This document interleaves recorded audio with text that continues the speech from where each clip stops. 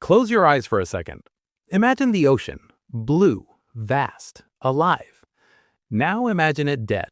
Not dramatic, not a movie, just dead. Silent water, empty reefs, a gray, soupy mess stretching from shore to shore. That is exactly what you get if you remove one animal. One animal that has been here for 450 million years. An animal that survived every mass extinction this planet has ever thrown at life. Survived the asteroid that killed the dinosaurs. Survived volcanic winters. Survived all of it. And we nearly killed it with fishing nets.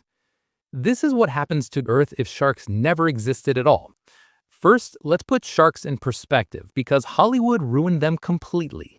Sharks are not killing machines prowling coastlines looking for swimmers. They are janitors, gardeners, referees. They are the reason the ocean has any order at all. They have been doing this job since before trees existed on land, before insects, before anything walked on two legs or four. 450 million years of experience managing the ocean. And without them, everything collapses. Not slowly, fast. Here is where it starts, the middle of the food chain. Remove sharks and their prey explodes in population overnight. We're talking about rays, large fish, sea turtles. Their numbers would balloon with nothing to control them. Sounds fine, right? More fish, more life. Wrong. Those animals eat shellfish, oysters, scallops, clams, the creatures that naturally filter seawater and keep it clean.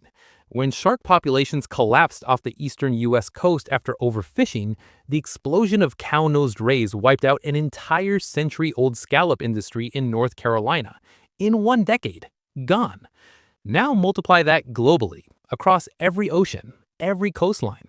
The water stops being filtered. It gets cloudy, murky, thick with algae and bacteria. Sunlight cannot penetrate, and when sunlight cannot penetrate the water, something else starts dying. Coral reefs. Coral reefs cover less than 1% of the ocean floor, but they house 25% of all marine species. 1/4 of everything living in the sea depends on a structure that needs clean, clear, sunlit water to survive. Without sharks keeping the food chain in check, reefs get smothered. Algae takes over. Fish populations that graze on algae get wiped out by the same imbalance. The reef bleaches. It dies. And when the reef dies, thousands of species lose the only home they've ever known. Fish that humans eat. Fish that other animals eat. Gone.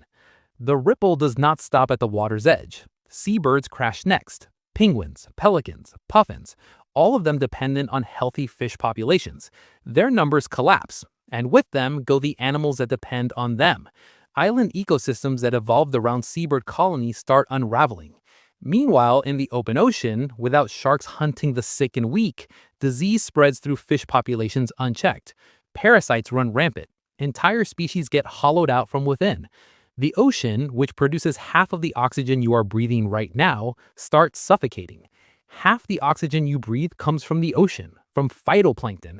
And here is the part that hits different.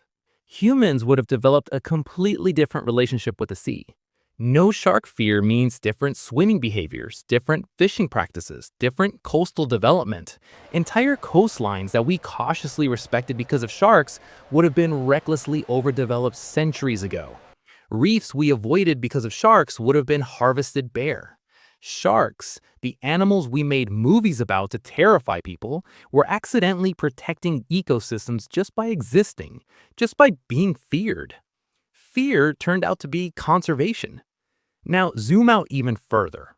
Sharks don't just shape the ocean, they shape coastlines. Tiger sharks patrol seagrass beds, and because they do, sea turtles and dugongs don't graze in one spot for too long. They keep moving. That constant movement allows seagrass to recover, to grow, to spread. Seagrass beds are some of the most powerful carbon sinks on the planet. They absorb carbon faster than rainforests. No sharks, no fear, animals graze seagrass beds into bare dirt. More carbon in the atmosphere, faster warming. This one missing animal threads itself all the way into climate change. We always talk about saving sharks like it's charity, like we'd be doing them a favor. We have it completely backwards. Sharks are not the ones who need saving for their sake. We need sharks for ours. Every functioning ocean ecosystem, every breath of clean air, every stable coastline, every fishing industry that feeds billions of people, it all runs downstream from apex predators keeping order in the dark water below. You don't need to like sharks, you don't need to swim with them or think they're beautiful. You just need to understand what they're holding together. Right now, a third of all shark species are facing extinction, not in some distant future, now. Overfishing, shark finning, habitat destruction, we are dismantling a 450 million-year-old system in a few generations. The ocean is already showing the cracks. Dead zones expanding, reef systems collapsing, fish populations crashing in ways that don't make sense until you trace it back to the top of the food chain and find nothing there. We are running the experiment in real time, and the results are not good. So next time you see a shark video and your instinct is fear, pause for just a second. That animal kept this planet's oceans alive for longer than our entire lineage has existed. It was here before the Himalayas formed, before the Atlantic Ocean opened, before almost anything you would recognize about the modern world. It does not fear us. It does not hate us. It does not even notice us most of the time. But without it, we would notice. We would notice very quickly. The ocean does not belong to us. It never did. We just forgot who was running it.